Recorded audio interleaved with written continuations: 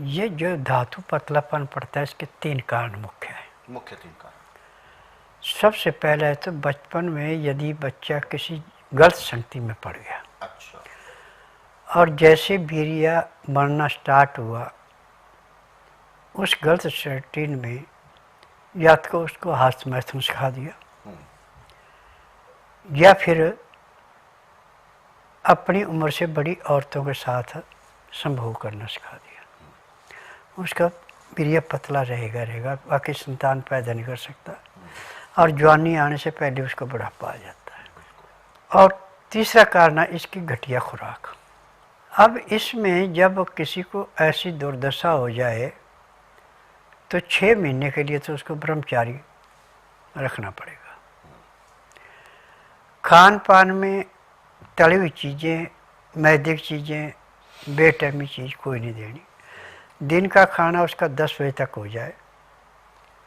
खाने में गेहूँ छोड़ के जितने अनाज है सब धो करके सुखा के और उसके अंदर 50 ग्राम अजवाइन, 100 ग्राम तिल भून के मिला के उसका आटा ऐसे पिसाएं जैसे नदी के किनारे का रेता हाथ में सरकता है, और आटे को छानना नहीं। और दवाई खाने के लिए बनानी है आपने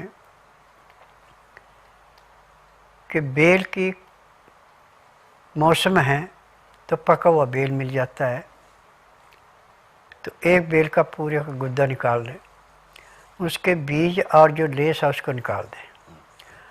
उस गुद्दे के अंदर गाय के दूध की मलाई मिलाएं।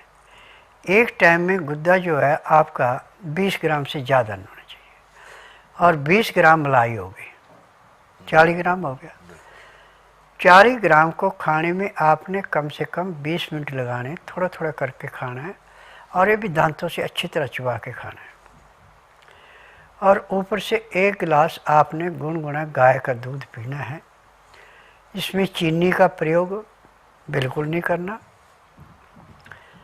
यदि आपको मीठा खाने की आदत है तो बिना मसाले का गुड़ खा सकते हैं, या सेला मिश्री खा सकते हैं, शहद खा सकते हैं, या कुज्जा मिश्री। चीनी और मसाले वाले गुड़ का प्रयोग बिल्कुल नहीं करना। सुबह 20 ग्राम, शाम को 20 ग्राम, और इतनी मलाई गाय के दूध की 40 ग्राम हो गया। तो 6 महीने में उसका वीर्य गाढ़ा हो जाएगा और उसकी बहुत ज़्यादा इच्छा होगी औरत से संभोग करने की। संभोग भी हफ्ते में 2 बार करे, परंतु 1 बार कर ले, संतोष कर ले, ये नहीं कि दूसरी बार फिर जाएं तो उसका वीर्य फिर पतला पड़ जाएगा। और जब तक जीना है तब तक, जब तक पके का गुद्दा मिल रहा बेल का ठीक है, नहीं तो सूखा गुद्दा लेके, कचरी बोलते हैं इसको, बेल की कूट के पाउडर बना के शीशे, कांच का शीशा हो उसके अंदर रखना है इसको। 20 ग्राम सुबह, 20 ग्राम शाम को मलाई में मिला के खाते रहें। अब आपको आखिरी सांस तक कभी भी शिकायत नहीं आएगी कि मेरा वीर्य पतला है। पेशाब भी बड़ा खुल के आएगा, और जो आपका मुरझाया हुआ चेहरा था वो भी जैसे गुलाब की कली सुबह खिलती है और उस पे जो ओस की बूंदें पड़ती है मोती जैसी चमकती है, ऐसे चेहरे पे चमक आती है। और हमेशा रंग आपका चाहे कोई भी है, चेहरे पे लालगी दिखाई पड़ेगी। ये सबसे बड़ी देन है इसकी। और आँखों की ज्योति दिन दुगने रातें चौगुनी बढ़ेगी, और आँखें जब भी आप किसी की तरफ देखेंगे तो देखते ही मोहित भी हो जाता है।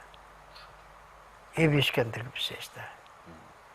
यानी चेहरे पर रौनक आ जाती है, हाँ, प्राकृतिक चमक आना स्वाभाविक होता है। तो गुरुजी कहते हैं कि इस तरीके का रोग क्या केवल बचपन में ही हो सकता है या एक युवावस्था के बाद भी ऐसा हो सकता है? युवावस्था में यदि आप वैश्यावृत्ति में पड़ गए तो रोग होगा। अच्छा, ये सबसे बड़ी बात है।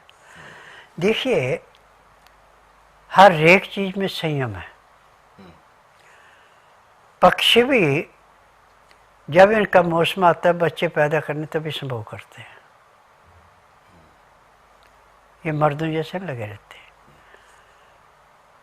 कोई भी जानवर है जब उनको संतान की इच्छा होती है तभी संभव करते हैं, ऐसे नहीं करते। पशुओं का भी एक समय होता है। हाँ। पशुओं का, सभी का। ऐसे इंसान का समय है। वैसे औरत को हर महीने मासिक धर्म आता है 27 दिन के बाद। जिसका खान पान रहन सहन ठीक है उसको 3 दिन मासिक धर्म होता है। जिसके खान पान में रहन सहन में गड़बड़ी है उसको 5 दिन 7 दिन 15-15 दिन भी आता है। और जो औरतें हमेशा कमर में प्लास्टिक पहनती हैं या पैंट पहनती हैं, इनकी ट्यूबों में सिस्ट बन जाते हैं, यूट्रस में रसौड़ी बन जाती है, तो इनकी फिर दुर्दशा होती है। तो इनको भी चाहिए कि हमेशा नाड़े वाली सलवार पहने, अंडरवियर भी नाड़े वाला पहने, तो ज़िंदगी में कभी किसी डॉक्टर हकीम के पास जाने की जरूरत नहीं पड़ेगी, ना इनको कोई रोग होगा। औरत का रोग मासिक धर्म में गड़बड़ी से होता है। यदि उसका मासिक धर्म समय पे ठीक आ रहा है उसको बीमारी कोई नहीं है।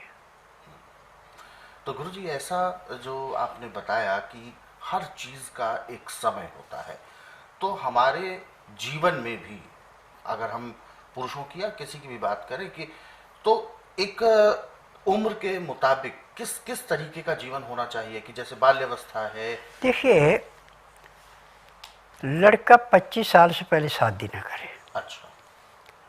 और लड़की को 21 साल से पहले शादी न करे।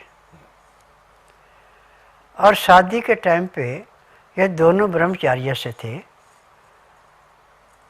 तो जब भी संभोग करेंगे तो बच्चा रुक जाएगा।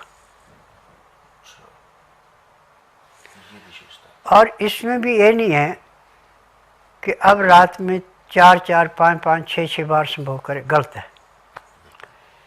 एक बार संभोग, ज़्यादा 2 बार कर लो, यदि नहीं रुका जाता है उसके बाद संयम करो, तो आपको पर्याप्त उम्र तक न शरीर में कमी आएगी न वीर्य में कमी आएगी। और औरत का भी जो बच्चा होगा वो बड़ा हृष्ट पुष्ट होगा, उसमें कोई कमी नहीं होगी।